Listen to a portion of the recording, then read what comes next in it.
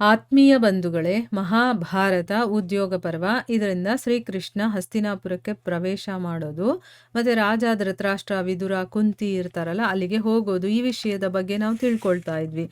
ಹೋದ ಭಾಗದಲ್ಲಿ ವೃಕಸ್ಥಲವನ್ನ ಬಿಟ್ಟು ಕೃಷ್ಣ ಹಸ್ತಿನಾಪುರಕ್ಕೆ ಹೊರಡ್ತಾನಲ್ಲ, ಆಗ ಬ್ರಾಹ್ಮಣರೆಲ್ಲ ಅವನನ್ನ ಬೀಳ್ಕೊಡ್ತಾರೆ. ಅಲ್ಲಿಂದ ಕೃಷ್ಣ ಬರ್ತಾ ಇರುವಂತ ವಿಷಯ ತಿಳಿದು ಧೃತರಾಷ್ಟ್ರನ ಮಕ್ಕಳೆಲ್ಲರೂ, ಭೀಷ್ಮ, ದ್ರೋಣ, ಕೃಪಾಚಾರ್ಯರು ಮತ್ತೆ ನಗರದ ವಾಸಿಗಳು ಎಲ್ಲರೂ ಹೋಗಿ ಶ್ರೀಕೃಷ್ಣನನ್ನ ಸ್ವಾಗತ ಮಾಡಿ ಊರಿಗೆ ಕರ್ಕೊಂಡು ಬರೋದಕ್ಕೆ ಅಂತ ಹೋಗ್ತಾರೆ. ರಾಜಮಾರ್ಗದಲ್ಲಿ ಎಲ್ಲಾ ಊರಿನ ಜನರೂ ಕೂಡ ಬಂದು ಶ್ರೀಕೃಷ್ಣನಿಗೆ ಬಾಗಿ ನಮಸ್ಕಾರ ಮಾಡ್ತಾ ಅವರು ಅವನ ಸ್ತುತಿಯನ್ನ ಮಾಡ್ತಾ ಇದ್ದಾರೆ.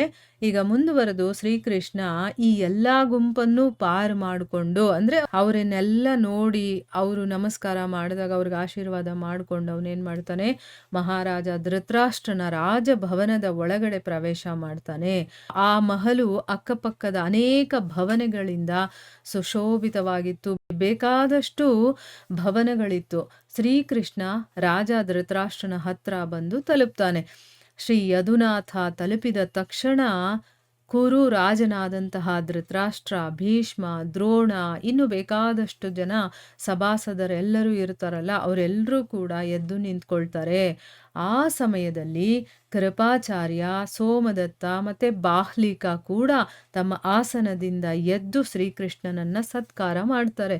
ಶ್ರೀಕೃಷ್ಣ ರಾಜ ಧೃತರಾಷ್ಟ್ರ ಮತ್ತೆ ಪಿತಾಮಹ ಭೀಷ್ಮರ ಹತ್ರ ಹೋಗಿ ವಾಣಿಯ ಮೂಲಕ ಅವರನ್ನ ಸತ್ಕಾರ ಮಾಡ್ತಾನೆ. ಅಂದ್ರೆ ಅವನು ಬಾಗಿ ನಮಸ್ಕಾರ ಮಾಡೋದಿಲ್ಲ, ಮಾತಿನ ಮೂಲಕ ಅವರಿಗೆ ಸತ್ಕರಿಸ್ತಾನೆ. ಈ ರೀತಿ ಅವರ ಧರ್ಮಾನುಸಾರವಾಗಿ ಪೂಜೆ ಮಾಡಿ ಕ್ರಮಶಃ ಎಲ್ಲಾ ರಾಜರನ್ನು ಕೂಡ ಭೇಟಿಯಾಗ್ತಾನೆ.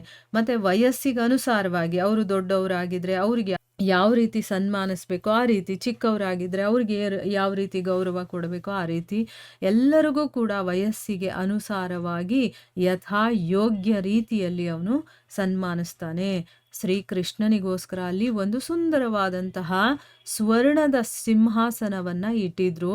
ಚಿನ್ನದ ಸಿಂಹಾಸನ ಇರುತ್ತಲ್ಲ ಅದನ್ನ ಇಟ್ಟಿದ್ರು. ರಾಜ ಧೃತರಾಷ್ಟ್ರ ಕೃಷ್ಣನಿಗೆ ಆ ಸಿಂಹಾಸನದ ಮೇಲೆ ಕೂತ್ಕೊಳ್ಳೋದಿಕ್ಕೆ ಅವನು ಆಜ್ಞೆಯನ್ನ ಕೊಡ್ತಾನೆ. ಆಮೇಲೆ ಕೃಷ್ಣ ಅದರ ಮೇಲೆ ಕೂತ್ಕೊಳ್ತಾನೆ. ಮಹಾರಾಜ ಧೃತರಾಷ್ಟ್ರ ಕೂಡ ಅವರನ್ನ ವಿಧಿವತ್ತಾಗಿ ಪೂಜಿಸಿ ಅವರನ್ನ ಸತ್ಕರಿಸ್ತಾನೆ. ಇದಾದ ಮೇಲೆ ಕುರುರಾಜನ ಆಜ್ಞೆಯನ್ನ ಪಡೆದು ಅವನು ವಿದುರನ ಭವ್ಯವಾದ ಭವನಕ್ಕೆ ಬರ್ತಾನೆ. ಅಂದ್ರೆ ಅಲ್ಲೆಲ್ಲ ಕೂತ್ಕೊಂಡು ಸ್ವಲ್ಪ ಸಮಾಧಾನ ಎಲ್ಲ ಆಗತ್ತೆ. ಆಮೇಲೆ ಅವನು ಪರ್ಮಿಷನ್ ತಗೊಂಡೀಗ ವಿದುರನ ಭವನಕ್ಕೆ ಅವನು ವಾಪಸ್ ಬರ್ತಾನೆ.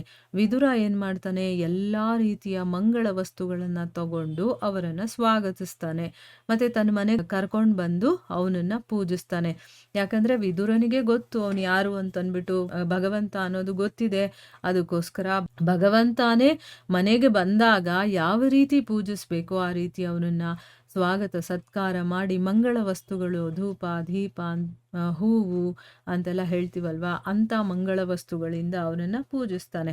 ಆಮೇಲೆ ವಿದುರರು ಹೇಳ್ತಾರೆ, ಕಮಲನಯನನೇ, ಕಮಲದಂತ ಕಣ್ಣಿರುವಂಥವನೇ, ಈ ದಿನ ನಾನು ನಿಮ್ಮ ದರ್ಶನವನ್ನ ಪಡೆದು ನನಗೆ ಎಷ್ಟು ಆನಂದ ಆಗ್ತಾ ಇದೆಯೋ ಅದನ್ನ ನಾನು ನಿಮಗೆ ಯಾವ ರೀತಿ ಹೇಳಲಿ, ಅದನ್ನ ಮಾತಲ್ಲಿ ಹೇಳೋದಕ್ಕೆ ಸಾಧ್ಯ ಇಲ್ಲ.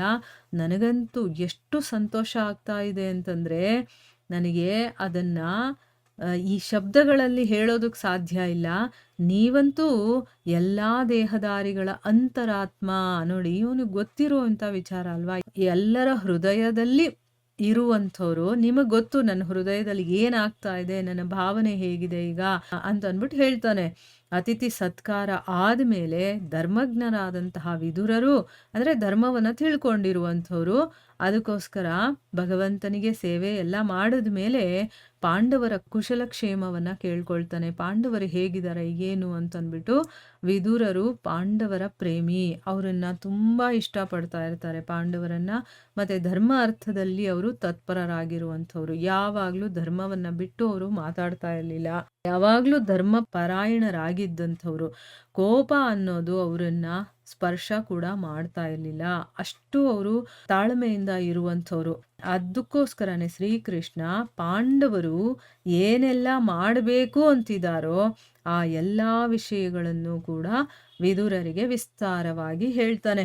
ಈಗ ಅವ್ರು ಏನು ಯೋಚನೆ ಮಾಡಿದ್ದಾರೆ, ಮತ್ತು ಈಗ ಏನು ಹೇಳ್ ಕಳಿಸಿದ್ದಾರೆ, ಇಲ್ಲಿ ಇವ್ರು ಏನಾದರೂ ಒಪ್ಕೊಂಡಿಲ್ಲ ಅಂತಂದರೆ ಅವ್ರು ಏನು ಮಾಡ್ತಾರೆ, ಪ್ರತಿಯೊಂದು ವಿಚಾರಗಳನ್ನು ಕೂಡ ವಿದುರರಿಗೆ ವಿಸ್ತಾರವಾಗಿ ಶ್ರೀಕೃಷ್ಣ ಹೇಳ್ತಾನೆ. ಯಾಕೆ ಅಂತಂದರೆ ವಿದುರರು ತುಂಬಾ ಜ್ಞಾನಿ, ಆಮೇಲೆ ಪಾಂಡವರನ್ನ ಪ್ರೀತಿಸ್ತಾ ಇದ್ದಂತಹ ವ್ಯಕ್ತಿ, ಆಮೇಲೆ ಧರ್ಮ ಅರ್ಥದಲ್ಲಿ ಯಾವಾಗಲೂ ತತ್ಪರರಾಗಿರ್ತಾ ಇದ್ದಂಥವ್ರು. ಕೋಪ ಅನ್ನೋದು ಅವರಲ್ಲಿ ಇರಲಿಲ್ಲ, ತಾಳ್ಮೆ ಅನ್ನೋದು ಅಷ್ಟಿದೆ. ಎಲ್ಲ ಒಳ್ಳೆ ಗುಣಗಳೇ, ಧರ್ಮ ಯಾವ ಕಡೆ ಇರುತ್ತೋ ಆ ಕಡೆ ಮಾತಾಡುವಂಥವ್ರು ಅವರು. ಅದಕ್ಕೋಸ್ಕರ ಶ್ರೀಕೃಷ್ಣ ಏನು ಮಾಡ್ದ, ಎಲ್ಲ ವಿಚಾರವನ್ನು ಹೇಗಿದೆಯೋ ಹಾಗೆ ಅವನು ಹೇಳ್ತಾನೆ. ಇಲ್ಲಿಗೆ ನಾವು ನಿಲ್ಲಿಸೋಣ. ಹರೇ ಕೃಷ್ಣ.